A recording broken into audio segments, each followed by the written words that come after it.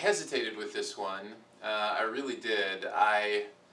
It's the Jon and Kate Plus 8 thing. I don't watch the show for one, so I can't really speak in an educated way, but everybody's buzzing about their separation, their divorce, and, you know, blaming the network, and blaming her, and blaming him, and, oh, the poor kids, and all this stuff. And I really think all that stuff, probably good-hearted, is missing the essence of what I think can be a very healthy discussion in light of, you know, somebody getting a divorce, which, by the way, happens all the time. It doesn't just happen to celebrities or people on TV.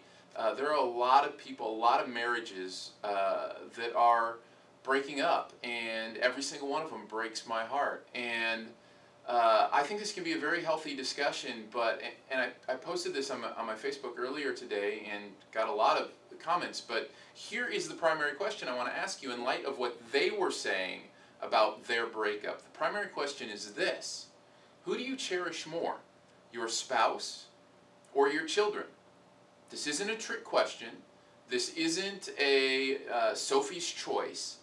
This, in my mind, is a very legitimate question that has a very correct answer.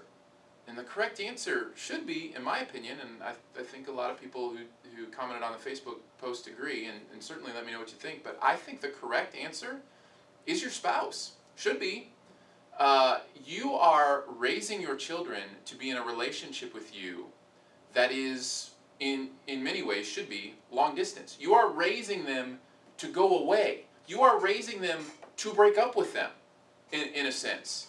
That's the relationship you have with your children. Doesn't mean you don't love them, doesn't mean you don't cherish them, doesn't mean you don't enjoy the moments you spend together, but at the end of the day, your kids are not the most important love focus you have. Your spouse is.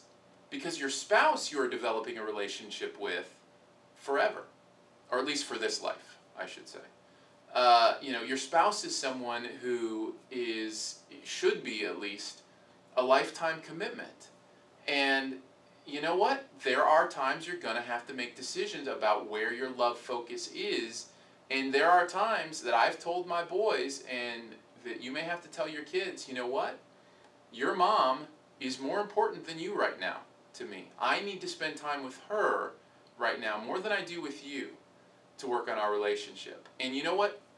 They love that. I mean, well, they don't love it in the moment, but they will benefit from that. They will benefit from that long term. And I've even heard my boys repeat back to me, you know, that, Dad, I'm glad that you want to spend time with Mom, and I appreciate that. And they're just young, you know? So I think at the end of the day, this is the crux of the issue, and I think a healthy discussion to have, and a healthy thing to talk about with your spouse, or future spouse, or whatever, which is this.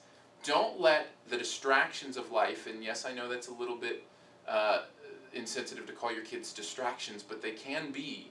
Don't let those things, even if they're important in life, derail you from the effort and energy it takes to continue to develop a solid relationship with your spouse. Commit to it every second of every day to working those things out, and you know, in the end, the benefits are amazing, and the benefits will involve healthier children in the long term. So, Jon and Kate Plus 8, whatever, I don't know them, I don't even watch their show, but I am married, and I do know marriage, and I'm thankful for my marriage of almost 15 years, we're going on 14, and